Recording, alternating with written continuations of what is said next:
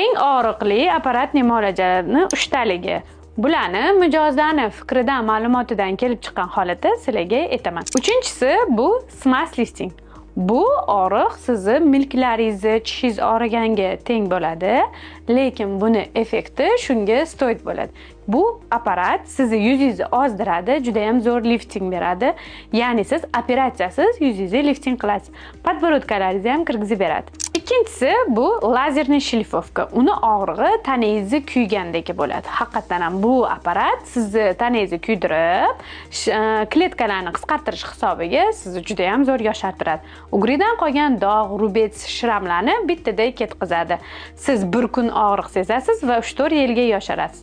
Lekin e'tibor berish kerak, mutaxassis juda ham professional bo'lish kerak. Bu protsedurani qilganda осложнениялар ko'p qolishi mumkin. Birinchisi bu mikroiголчатный RF.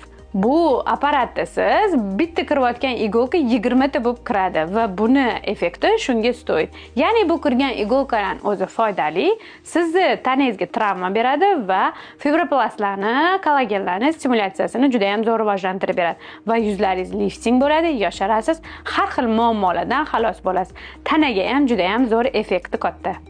Siz hayotingiz davomida qanaqa apparatning og'riqli muolaja olganingizni kommentariyada yozib qoldiring.